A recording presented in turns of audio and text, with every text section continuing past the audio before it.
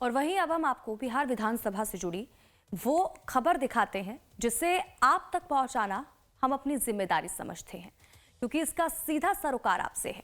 बिहार में चुनावों के लिए सरगर्मी तेज है और इस बीच एसोसिएशन फॉर डेमोक्रेटिक रिफॉर्म्स और बिहार इलेक्शन वॉच ने एक रिपोर्ट जारी की है, जिससे कई सवाल खड़े हुए हैं और ये सवाल किसी एक दल पर नहीं बल्कि पूरे सिस्टम पर हैं।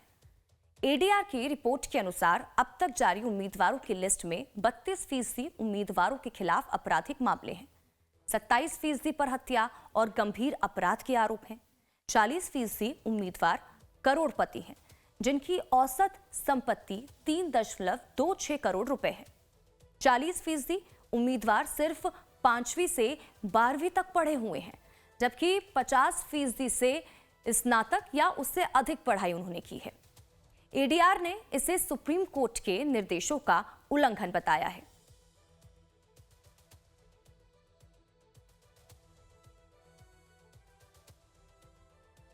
अपराध और राजनीति दोनों में एक बहुत ही सिम्बायोटिक रिलेशन बिहार में रहा है, इसलिए कोई नई बात नहीं है। नई बात जो हमको इसमें थोड़ा सा दिखाई दे रही है कि जन स्वराज पार्टी, जिसको प्रशांत किशोर ने क्लेम किया था कि मेरी पार्टी में किसी भी तरह के अपराधी या करप्ट लोग नहीं रहेंगे, उनकी पार्टी में भी करीब 45 से 50% के लोग जो हैं वो अपराधी छवि के हैं।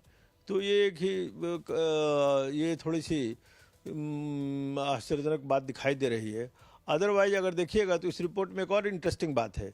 बीजेपी क्लेम करती है कि वो पार्टी विद द डिफरेंस है और उसके यहाँ किसी भी तरह के अपराधी छवि और करप्ट लोगों के लिए जगह नहीं है, लेकिन बीजेपी के जो कैंडिडेट हैं फर्स्ट फेज में उनमें भी 65% लोग जो हैं वो ये अपराधी छवि के हैं। आरजेडी के 76% है जो एक्सपेक्टेड है, क्योंकि आरजेडी में अधिकांशतः माना जाता है कि वो उस तरह के छवि के अधिक लोग हैं, लेकिन बीजेपी में 65% लोग अपराधी छवि के होना, ये बीजेपी का जो नैरेटिव है बिहार को स्वच्छ प्रशासन देने का, उसको लिए एक बड़ा डेंट है इसके लिए। वहीं इस रिपोर्ट के अनुसार कोई भी पार्टी बेदाग नहीं है। अब तक जारी उम्मीदवारों की लिस्ट में आपको बता दें कि आरजेडी के 53, बीजेपी के 31, जेडीयू के 22, कांग्रेस के 15, एलजेपीआर के 7, आम आदमी पार्टी के 12, बीएसपी के 18 और पहली बार चुनाव लड़ रही जनसुराज पार्टी के 50 उम्मीदवार दागी पाए गए हैं, यानी कि इन सभी पर आपराधिक मामले दर्ज हैं।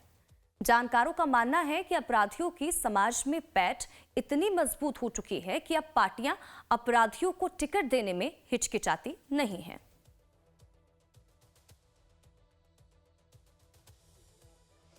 इस देश में हर चुनाव और हर चीज बिना बाहुबली के संभव है, उसमें कोई दिक्कत नहीं है।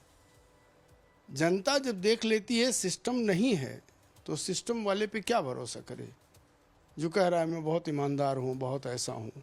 तो वहाँ बहुत से ऐसे बाहुबली हैं जो अपने आप को रॉबिन हुड की पिक्चर में पेश कर देते हैं, जनता उन्हीं के पीछे खड़ी हो जाती है।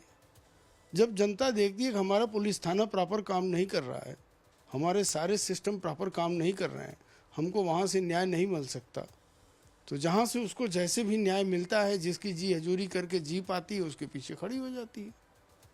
तो वो कहीं शहाबुद्दीन को खड़ा कर देता है, कहीं मुख्तार अंसारी को खड़ा कर देता है, कहीं ब्रजेश सिंह को खड़ा कर देता है, कहीं धनंजय सिंह को खड़ा कर देता है, कहीं वो वहाँ पे भी तमाम बिहार में पूरी लाइन ही लगी हुई है। आप गिनते जाइए, मुन्ना शुक्ला, सूरज भान, ये वो सब दादा, वही पूरा देश सिस्टम समाज चला रहे। जनता उनके पीछे खड़ी है कि नेताजी की तो कोई सुनेगा नहीं, सिस्टम की कोई सुनता नहीं।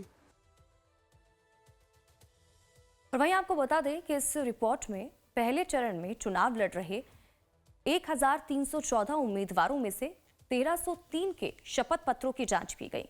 423 उम्मीदवारों ने आपराधिक मामलों की जानकारी दी। 354 उम्मीदवारों के खिलाफ गंभीर आपराधिक मामले हैं, जिनमें 33 उम्मीदवारों पर हत्या का आरोप है और 86 उम्मीदवारों पर हत्या की कोशिश का केस चल रहा है। 42 उम्मीदवारों पर महिलाओं के खिलाफ अपराध का मामला दर्ज है।